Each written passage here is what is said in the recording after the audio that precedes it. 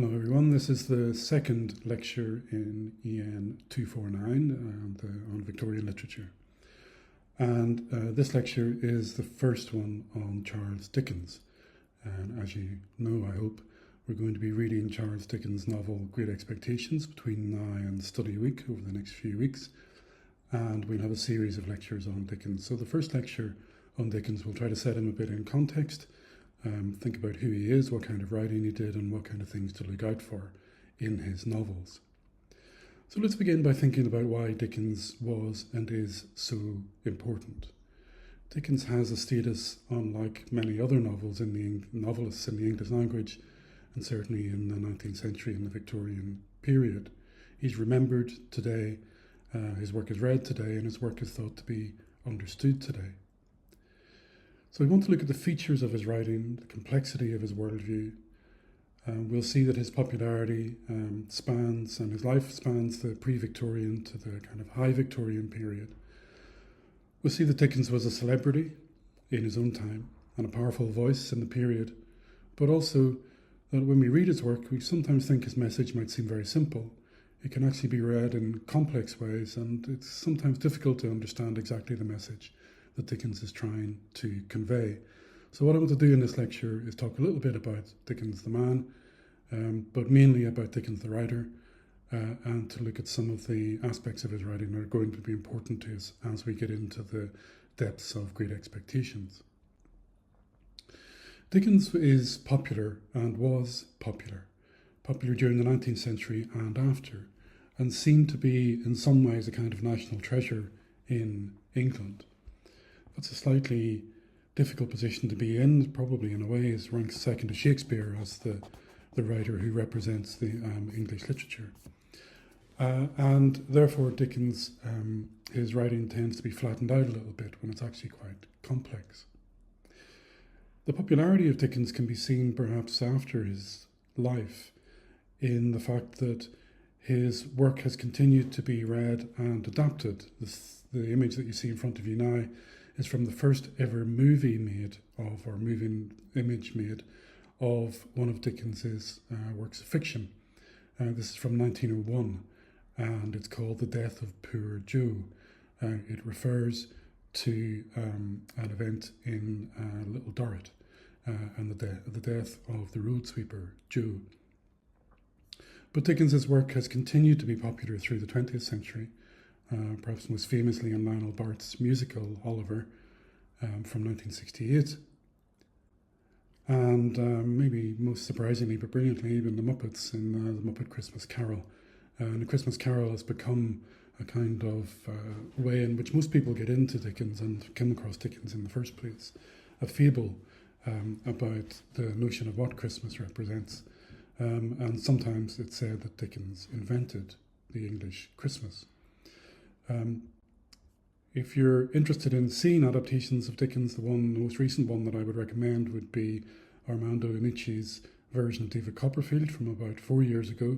It's very lively and certainly adapted in a kind of Dickensian way. And obviously I want you all to read Great Expectations. The library has access to a few of the BBC adaptations of Great Expectations, and there have been quite a few over the years. But the one that includes Ray Winstone and Gillian Anderson from about 10 years ago is probably the best current adaptation of Great Expectations you could watch. It captures the atmosphere of the novel in a very contemporary way. Dickens then, we can see, is popular in the 20th and 21st century through cinema adaptation.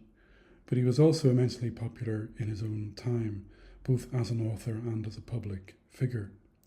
The image here shows you people queuing up to buy tickets to hear Dickens read in New York. Towards the end of his life, he went on a tour of the United States and a reading tour. And he did this all through the high points of his career, including coming to Dublin several times, and sold out everywhere he went. He was a global figure of importance and much loved. I was going in this lecture to give you a potted version of Dickens' biography, but you can get that in lots of places, and one of the best places maybe to get it is via the link on the Moodle site to the song by Horrible Histories. So this is Dickens reading in New York, and we see then that Dickens is a performer, he's a writer, he trained as an actor, or at least tried to be an actor and was unsuccessful.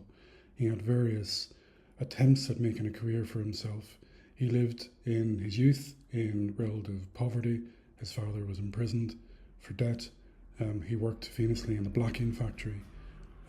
He then made his way into journalism, reporting on the events in the Westminster Parliament.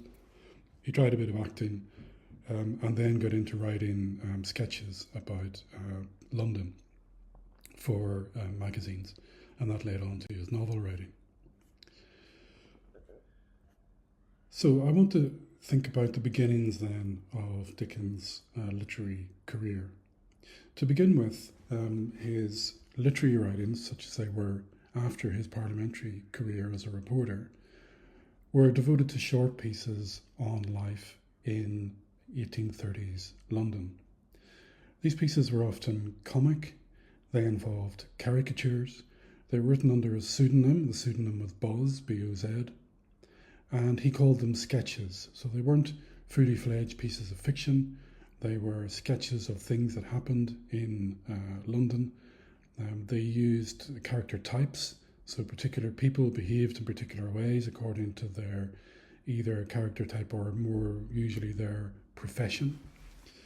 And these were gathered together into a book called Sketches by Boz, which was moderately successful, but Dickens really came to fame, again using the pseudonym of Boz, when he published Pickwick Papers. The longer title is on the screen, The Posthumous Papers of the Pickwick Club, edited by Boz. And the Pickwick Papers is a combination of character sketches, of grotesque exaggerations, comic situations, and it shows back to his readers the occupations, the forms of dress, the manners, the language of 1830s London.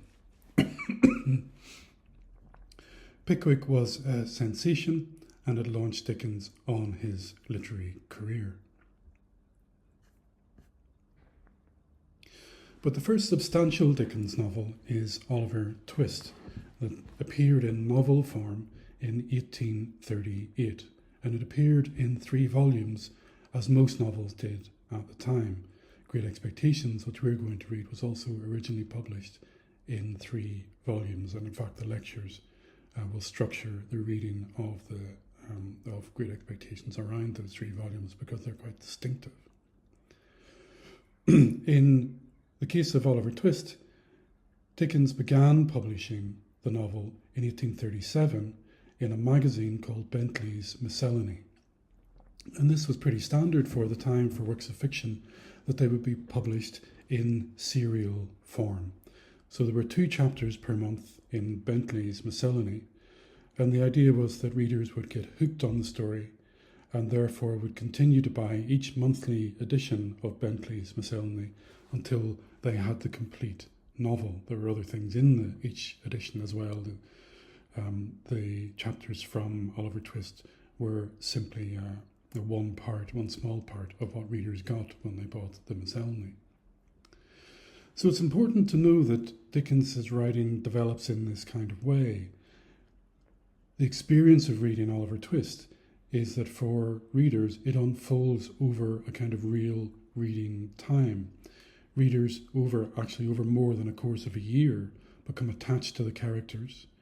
A desire is created for them to read the next instalment, and therefore they buy the next instalment and then they wait for the one that comes afterwards.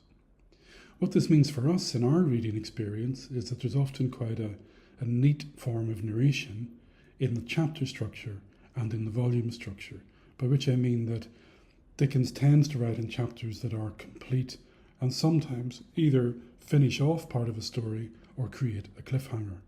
In other words, the serialization of the novels creates part of the narrative. And when you read Great Expectations, one of the things you'll see is that it in particular uses the chapter structure, but it particularly uses the volume structure as a narrative device. So for example, when we get to the end of volume 1 of Great Expectations, we will switch from the marshes in Kent to the city of London. Oliver Twist is also important because it turns the ability that Dickens has to kind of colourfully convey London life into something both more sentimental and more serious. Dickens is a sentimental writer, and sentimentality is something that we'll see throughout Great Expectations. And it sits alongside the grotesque in the exaggeration that he uses and the comedic, and it never leaves Dickens.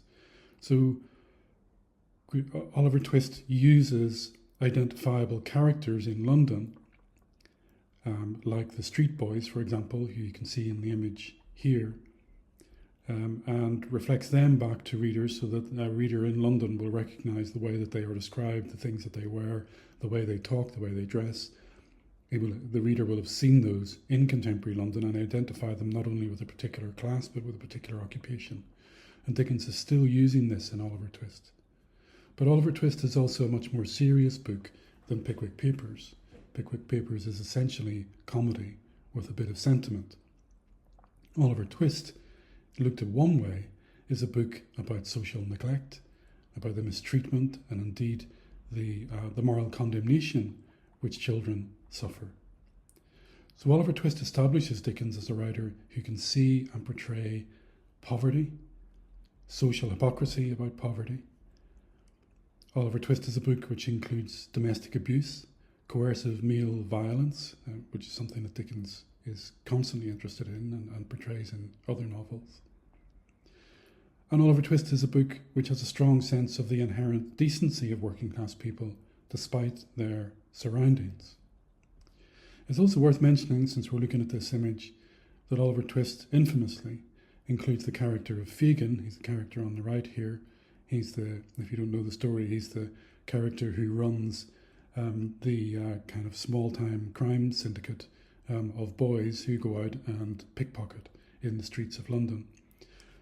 Fagin is depicted through anti-Semitic, that is anti-Jewish, tropes of the time. He's seen as devious, sly, avaricious, and money-grabbing. And this is, in a way, is part of Dickens's fiction, because he uses character types in his early years in order to construct his fictional worlds. But it's also part of the widespread anti-Semitism that was around in this time in the 19th century. One of the things that maybe can be said in Dickens's favour is that eventually, and he was criticised by many people, Jewish and non-Jewish, for his depiction of the stereotypical Jew in Oliver Twist. In a much later novel, Little Dorrit, he tried to readdress his characterisation of the Jew by constructing a very sympathetic Jewish character called Mr. Rhea. One thing to note about the resolution to the plot of Oliver Twist is that while the novel depicts poverty and a life of crime, which many of those involved in it find it impossible to escape, the resolution to the plot is that Oliver, who has become an orphan and disappears down into the London underworld, is saved in the plot by being adopted into a comfortably wealthy family. So again and again, particularly in his early novels, we'll see that Dickens dishes out a kind of just desserts to his characters. Fagin, for example, who I've just been talking about, is executed as a criminal. And for the good characters, the plot rewards them with marriage, love, and wealth. And so we need to bear this in mind as we think about Dickens. In one way, Dickens, in his interest in the poor, in the plight of women to an extent within his society, and in the evils of the 19th century, could be seen to be a radical and a critic of what makes the 19th century.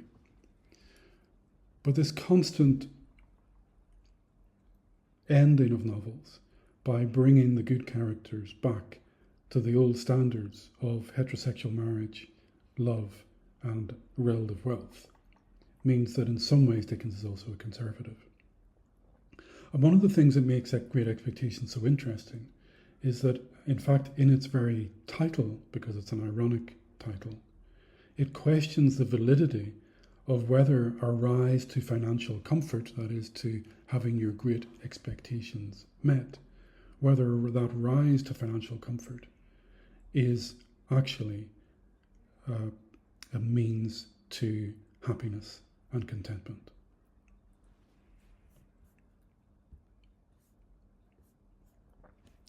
So Oliver Twist was published in 1838, and between then and the publication of Great Expectations, Dickens published 10 more novels plus many short works. And those novels become increasingly more complex. They become multi-layered, so there are many more characters of many different social classes and types. And increasingly he is able to construct novels in which all of these characters are intertwined. So they exist on different social levels with different family connections or non-connections or connections of service, that is, they may be servants or they may work for another character. And the novel intertwines them all increasingly. So one example would be Bleak House. And you see the illustrations here for Bleak House by Fizz, who was one of the people who illustrated Dickens most often. In Bleak House, the novel is based around a court case, Jarndyce versus Jarndyce, which has been going on for years, and it's a court case about inheritance. And as the novel develops, we realise that every character, and there are probably 100, every character in the novel is in some way involved in the court case of Jarndyce versus Jarndyce. Dickens in Bleak House wants to critique the way that the law has developed to become a way of exploiting people rather than finding justice. But it's also a very useful plot device for him because it's a way to get to this point that he's trying to get to, where there, in some ways, everyone in his novels, as he thinks, I think about society, everyone is interconnected and implicated with each other. A feature of his work then, in order to create these kinds of plots, and it's almost a philosophical element of his work, is an idea of hidden relations. Many of his novels work by characters having relationships with each other or connections with each other which they don't know about. And some of those are actual, and most often they're actual relationships. They may be financial relationships, they may be genetic, they may be connected by family, they may be connected by past events. Sometimes, and in the case of Great Expectations, this is probably one of the really interesting things about Great Expectations, is that he actually makes some of those relations metaphoric. That is, in Great Expectations, we will find that there are characters who are related to each other by being like each other, but not necessarily related and not necessarily strongly connected by plot. Dickens's novels develop to have a whole series of tropes that he repeats, and some of them are surprising, I think, for the Victorian period. For example, unhappy marriages, and what happens when marriages break down.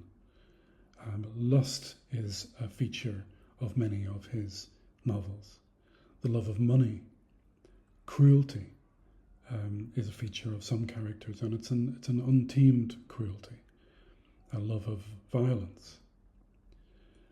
And all these forms of either social breakdown or personal sinfulness or evil are set against his ideals, which I think in a simple way, though they are complicated in the novels, his ideals of what the human is are based around very simple, what you might think, what he thinks of, I think, as New Testament values, that is love and kindness and sentiment. So for Dickens, when he writes about law, when he writes about social injustice, when he writes about the moral evil of mercantile capitalism, he's setting these things against some kind of simple version of human relationship which is based in love. And that means that there's a curiosity in Dickens because he is so obsessively interested in the world that he lives in, a complicated, increasingly interconnected world, which he tries to convey in his novels. And yet somewhere underneath that, he has this very strong belief in the simplicity of human relations.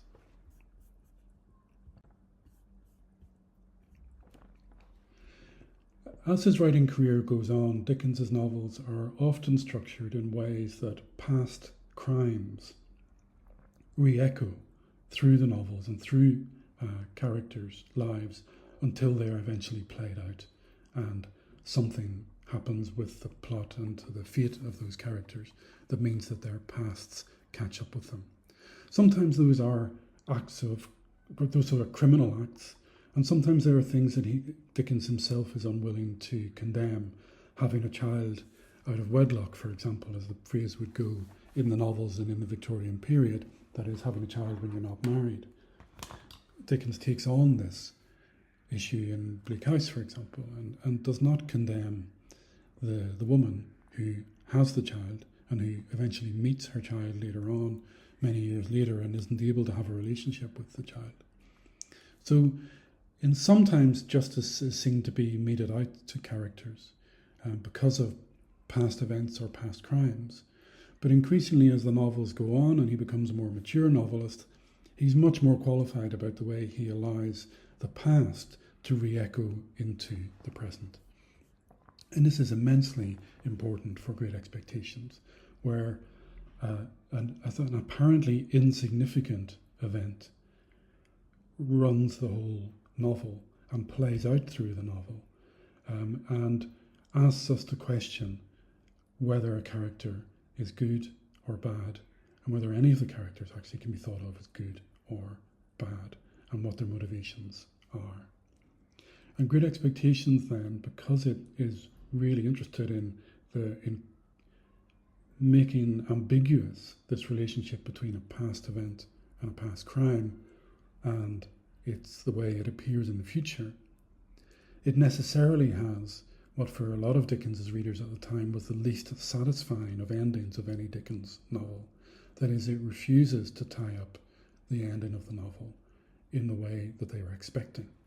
And thus it left the readers of the novel in a kind of moral quandary where they couldn't work out whether the characters of Great Expectations were good or evil.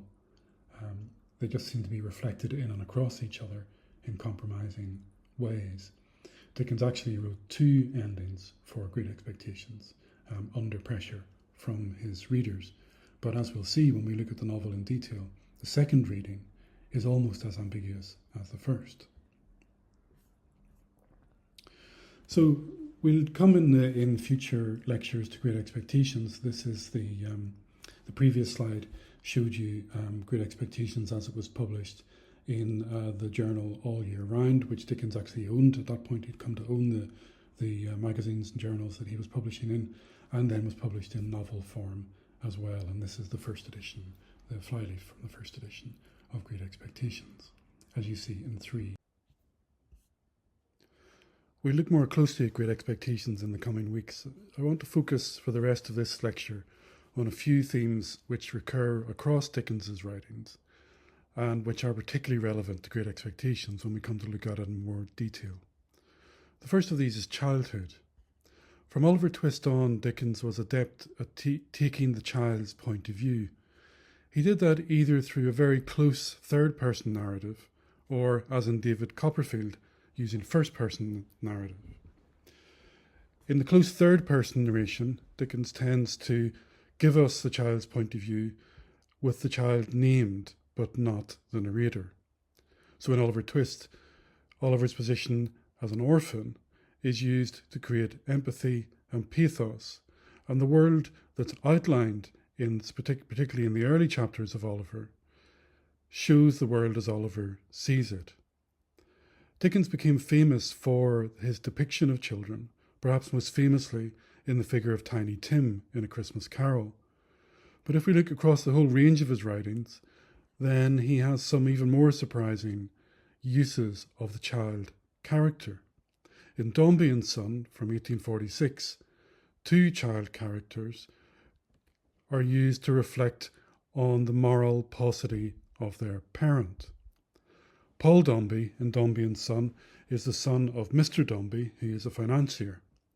Mr. Dombey has a focus which is solely on the success of his business and his career, and his desire to create Dombey and Son as the company focuses completely on having a male heir who will be able to be like him and take the business on into the future.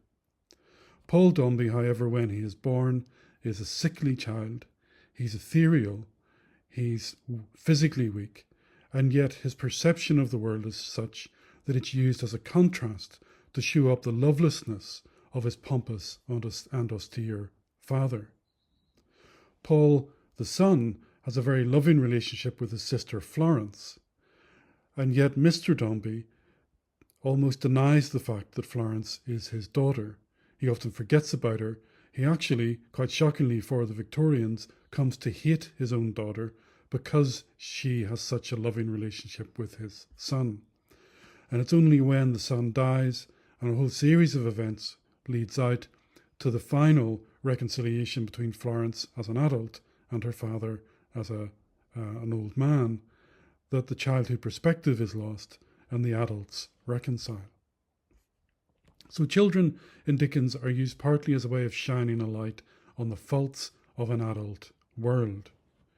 But underpinning this is Dickens' belief in the inherent goodness and innocence of the child and the corruptibility of childhood in an environment which spoils it and despoils it. The Artful Dodger, for example, in Oliver Twist, is a character whose moral compass has been corrupted by the circumstances in which he lives. That is, he's been turned into a small-time criminal. And we can see in the novel of Oliver Twist that the Dodger's future is that of Bill Sikes, a much more serious criminal future with cruelty and violence inherent in it. In Great Expectations, as we'll see, Estella, the child, is being trained by Miss Havisham to break men's hearts. So a logical outcome of Dickens' belief in the need to protect childhood is that it's the responsibility of adults to protect the innocence of childhood and to allow the child to attain adulthood as purely as possible and with as much responsibility taken by the adults as possible. Primarily, he believes that is done through good education. And Dickens will become, throughout his adult life, a campaigner for good education. One of the ways he does this in his novels is to parody poor education. And there are a plethora of less than useless schools in his novels.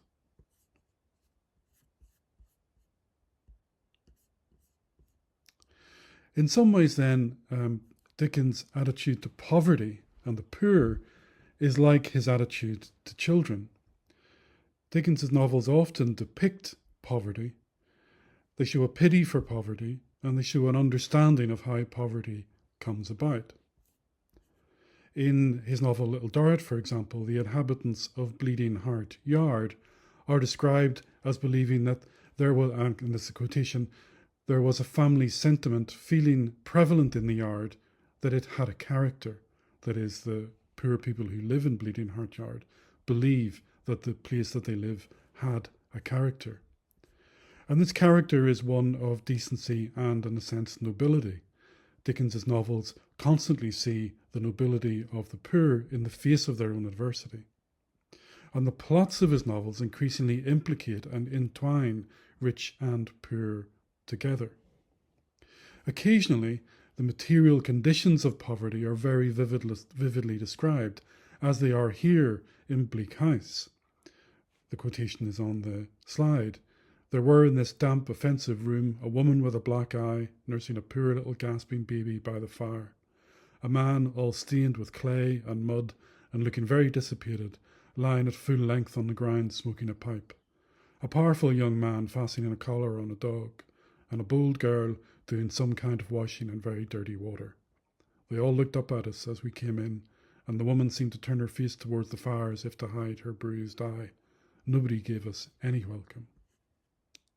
Great Expectations, as we'll see, is a novel which turns on a plot which will lead from poverty, or relative poverty, to riches and the apparent happiness that riches will bring.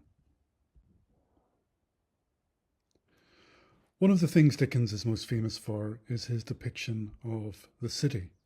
He's often thought of as the great novelist of London. And London is generally the city that's depicted in Dickens's novels. In Tale of Two Cities, he uses some settings in Paris, and in Hard Times, a fictional city in the north of England. But generally, it's London. London at the time being the biggest city in the world and the centre of the largest empire in the world. Dickens, as we've seen in his earlier novels, used London as the setting for his sketches, so that he was clearly a lover of London, but also someone who knew intimately what the city was like, both in terms of its everyday life and the people who lived in it, and also its geography and its psychogeography. One of the most famous passages about London appears at the beginning of Bleak House, and it's on the slide here, and I'll read it. London, Michaelmas term lately over, and the Lord Chancellor sitting in Lincoln's Inn Hall. Implacable November weather. As much mud in the streets as if the waters had but newly retired from the face of the earth, and it would not be wonderful to meet a megalosaurus, 40 feet long or so, waddling like an elephantine lizard up Holborn Hill. Smoke lowering down from chimney pots, making a soft black drizzle, with flakes of soot in it as big as full-grown snowflakes. Gone into mourning, one might imagine, for the death of the sun.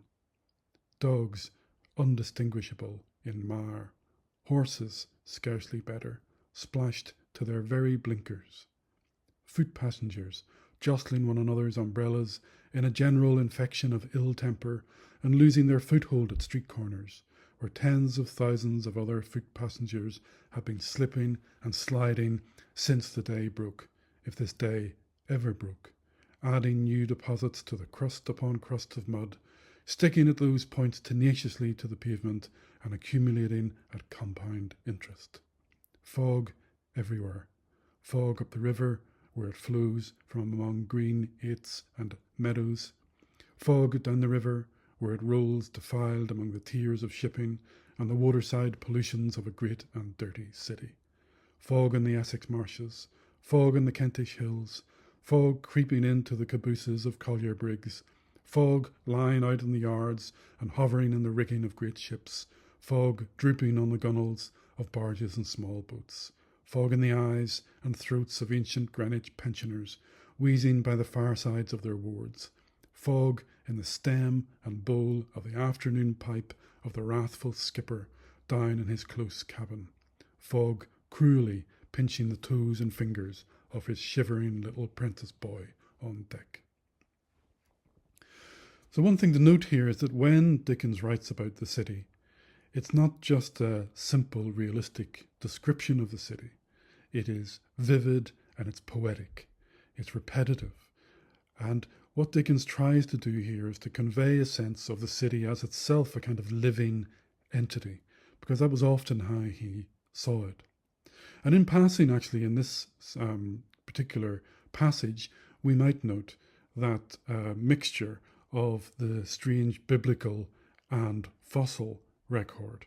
So in the second sentence, the idea of the waters retiring from the face of the earth refers to Genesis and the creation of the earth, of the land, the dry land in Genesis chapter 1, but then an immediate reference to the megalosaurus, referencing the new science of the past. So the city for Dickens here, famously, it's intertwined with in Bleak House with the legal system, and the fog confuses. The fog and the legal system are a metaphor for each other in a way. The fog stops things being seen clearly. The legal system does the same. But the city is absorbing its people. It's almost like this megalosaurus itself. It's beginning to come alive. So Dickens's city is not just a place where things happen. It has a kind of heartbeat itself. And as we'll see in Great Expectations, this is really important for Pip, the central character, when he moves to London. London is a place that he feels to understand.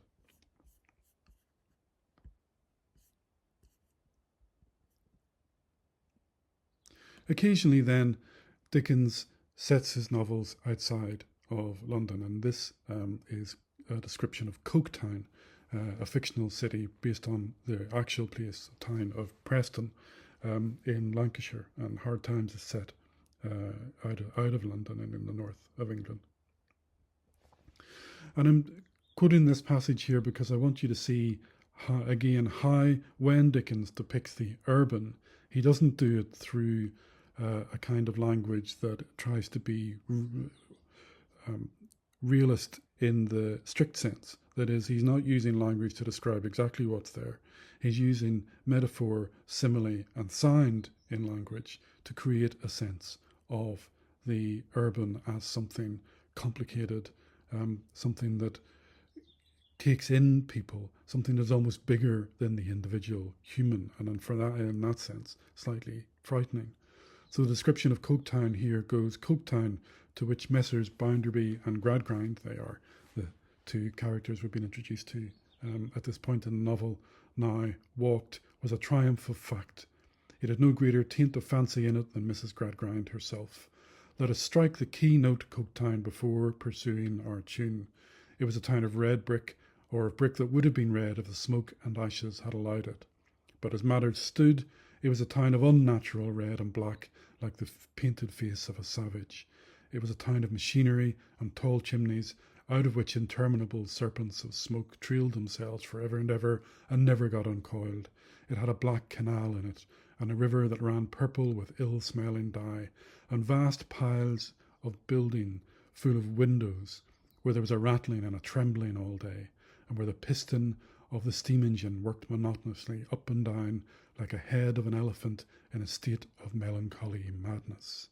It contained several large streets, all very like one another, and many small streets still more like one another, inhabited by people equally like one another, who all went in and out at the same hours, with the same sound upon the same pavements, to do the same work, and to whom every day was the same as yesterday and tomorrow, and every year the counterpart of the last and the next.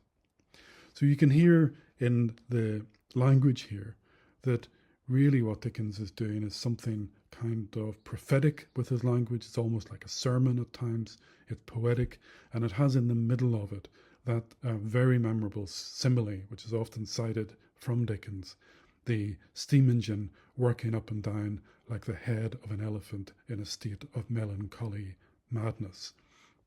There are serpents here, there are elephants, a bit like the passage from Bleak House with the Megalosaurus, and there's that monotony of living in the urban, particularly the industrial urban here. You can see that he conveys in his language by using the word same again and again and again in the final sentence.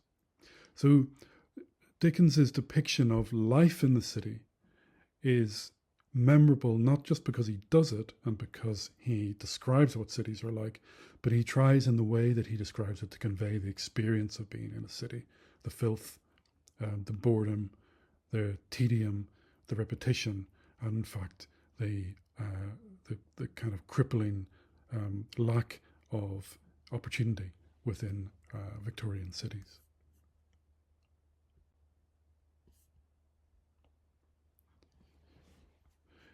In his last novel, or last completed novel, Our Mutual Friend, Dickens focuses on the Thames River. And the character here, who's called the Bird of Prey, is the character who begins the novel. The novel opens with this scene that's depicted here in the illustration. from the first edition. And what's happening here is the character that you can see is scouring the Thames with his daughter rowing the boat, and what he's looking for are dead bodies. And that's his chosen profession, is to look in the river primarily for dead bodies, victims of suicide generally, which he brings ashore and gets paid a reward for finding the bodies. And he is accused, the character here is accused of stealing from the bodies, and that's how the novel begins. This is very sinister, and it's a very extraordinary novel, and it's at the end of Dickens's career. He didn't know it was going to be the end of his career, but he began one other novel and didn't finish it. But there's a darkness to Our Mutual Friend. But it's really useful for us to think about that in terms of Great Expectations, because as we'll see when we start Great Expectations, it's set in the marshes around the Thames and the Medway River. The Medway flows into Kent just south of the Thames, but the marshes kind of link the two. And the river is a character in Our Mutual Friend. And in Great Expectations, the River Thames is also a kind of character. It's there at the beginning and it's there at the end. And it has this dark kind of presence within Our Mutual Friend, which it also has in some ways within Great Expectations. And the darkness is an association primarily with crime, but it's also linked associatively with travel to particularly parts of the British Empire. So we're thinking about the fact that Dickens did similar things in two novels in Great Expectations and Our Mutual Friend with the River Thames. And for him, it's not just a river, it's not just there as a geographical feature, but it's the route out of London to these places that cannot be seen but are connected to London. And it's a place of danger, almost a kind of psychological entity as well as a geographical one.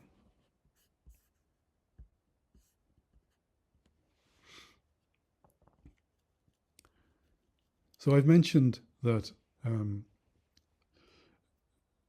Dickens in Our Mutual Friend is interested in crime. We'll see in Great Expectations that crime and the punishment for a crime is absolutely central to the novel. And throughout his career, Dickens returns again and again, not just to crime, but to prisons and the idea of imprisonment and thinking about imprisonment and what it means. In Sketches by Boz, which is on the left-hand side of the screen, an illustration from it from the left, on the left-hand side of the screen, he depicts going to a prison where he sees two female prisoners and he describes how they interact with each other. The middle illustration here is of Fagin in Oliver Twist when he's in prison and is about to be executed. And on the right is a depiction of Mr. Dorrit and Little Dorrit, as she's known in the novel, Little Dorrit.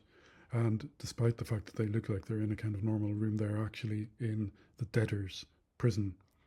Dickens' own father had spent time in the debtors' prison, and he was particularly agitated about the way that people who were in debt were imprisoned within the period and the lives that they led. The prison was known as the Marshalsea prison, and the depiction of the Marshalsea is at the absolute centre of Little Dorrit.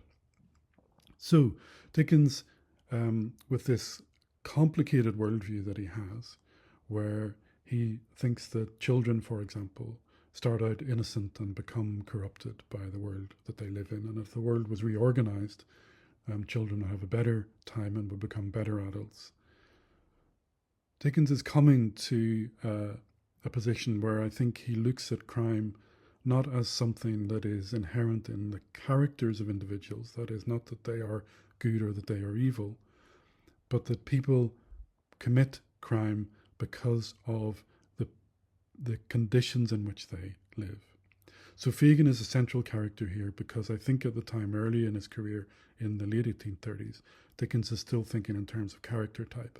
And Fagin for him is a character type. He is, partly because he depicts him as Jewish and in a stereotypical anti-Semitic way, he thinks of Fagin as someone who is avaricious, who wishes to have money and possessions, and therefore is on the edge of criminality, and in Fagin's case is tipped over into criminality. By the time we get to Great Expectations, Dickens has a much more nuanced and I think fraught view with crime and in a sense with sin, and also then with punishment, because he thinks that people end up committing crimes for reasons which they cannot control. It's not that it's in their character, but it's in the cultural conditions in which they live. So the criminal in Great Expectations becomes one of the most complicated characters, and obviously threads through the whole novel. If you've read it, you'll see, you'll know, and if you read it, you'll see that the criminal at the beginning returns, and returns in a way that entirely complicates how we understand what's happening in the novel and how the central character and narrator understands himself.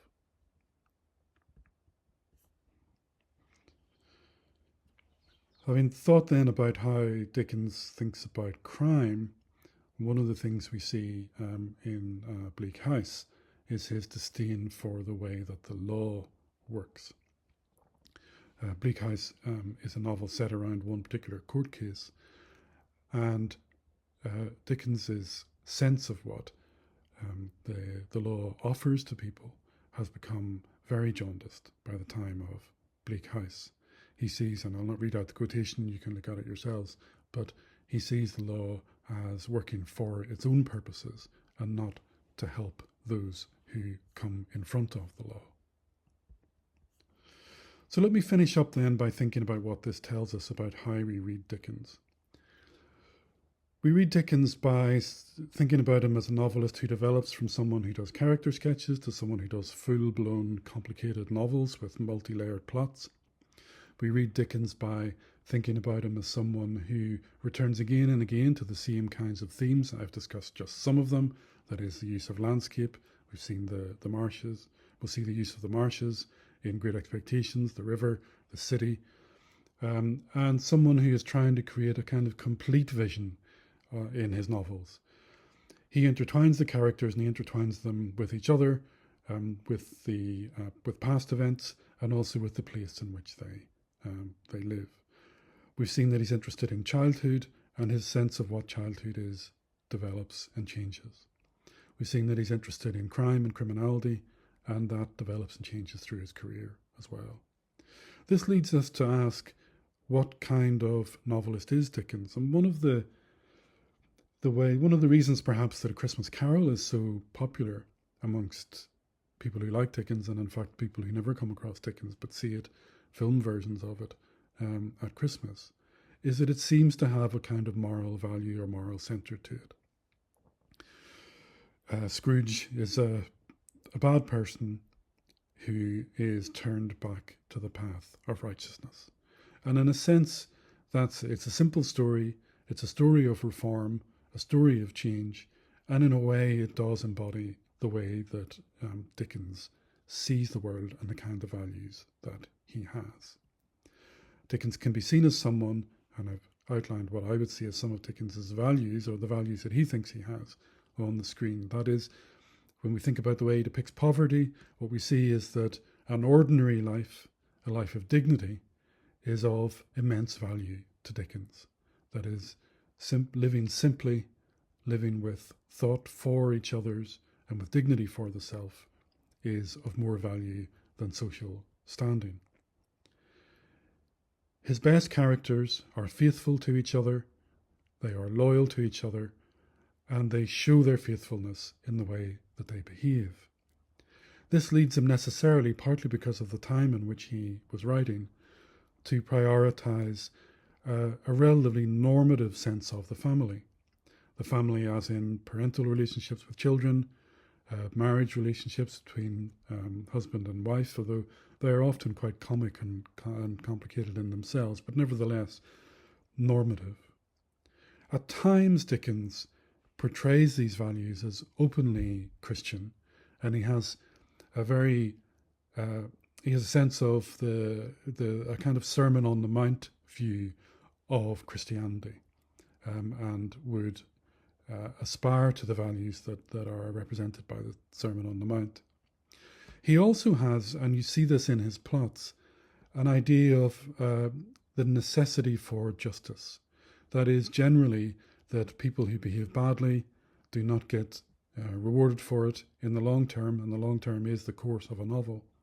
And those who behave well and who suffer are rewarded, usually also in the course of the novel, by the novel turning out, the plot of the novel turning out to reward them. But this isn't always the case, and as Dickens becomes more mature, many of these features become a bit frayed at the edges. Sometimes he finds them more difficult.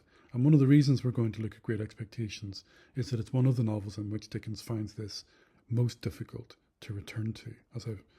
As you'll see, the ending of Great Expectations is not the standard ending of a nicely tied up plot. Add to this then, and we might think of those values, those things that are under the first 5 bullet points there, as a kind of positive set of maybe liberal values, liberal Christian values that Dickens has, that are very much of his time. They're of the 19th century. But nevertheless, they are a kind of the wholesomeness and the route to a fulfilled or happy life, as Dickens sees it. And it might make him a liberal. It certainly makes him a social reformer in all kinds of ways in his time. But it's not quite as simple as that. Dickens is also someone who wants to achieve these things through gradual change. And in his own life, he campaigned for change, for better sanitation, for better housing for the poor, and he set up, for example, a refuge for what at the time were called fallen women, that is, women who'd had a child before or outside marriage. And he helped fund a house in which women lived, and it was a refuge for those kinds of women. So women who'd experienced that experience. So Dickens's values are played out in his actual life, but they are they're opinions of a gradualist reformer, and a gradualist reformer often wants to gradually reform because there are some things that he is frightened of. One of the things that Dickens is anxious about is revolution. He shares that with many in his generation. The French Revolution, which happened at the end of the 18th century, nevertheless cast a shadow over the 19th century and the European revolutions of 1848, the same kind of thing. Dickens is a reformer because he wants reform and not revolution. And in some ways that makes him a conservative. It makes him someone whose values are essentially about stability and about gradual change. But his essential values are quite conservative. And the other thing we might think about as we look at Dickens is his attitude to women. I've already mentioned that he was interested in protecting women who've had a child before or outside marriage. And there's a lot of debate over Dickens's female characters. In Great Expectations, we'll see one of the most interesting depictions, and actually 3, I would say, are the most interesting depictions of female characters in Biddy, in Miss Havisham, and in Estella. So we'll look at them when we get to the novel. But one of the things that I would say about Dickens, some critics would say that Dickens's female characters tend to be weak, they tend to be grotesque, they tend to be comic. And it's certainly true that there are many female characters who are like that in Dickens. There are also female characters who have lives of their own, desires of their own, and who try to live independently and are unable to because of their dependency on their husbands. And Lady Dedlock in Bleak House would be one. And the second Mrs. Dombey in Dombey and Son would be another. So one of the things we need to think about as we read Great Expectations is if I'm suggesting that Great Expectations is a kind of heightened and unusual version of the standard Dickens in some kinds of ways, in terms of how he thinks about crime, in terms of how he thinks about the individual, in terms of how he uses the plot of the novel How does he think about women in Great Expectations? What kind of sense of the possibilities for femininity do we get in Great Expectations? So that gives you a kind of overview of Dickens, of his life, of some of the aspects of his writing, how his writing developed, and some of the things that are core to his writing. In the next lecture, we'll begin to look at how, in Great Expectations, some of these things play out.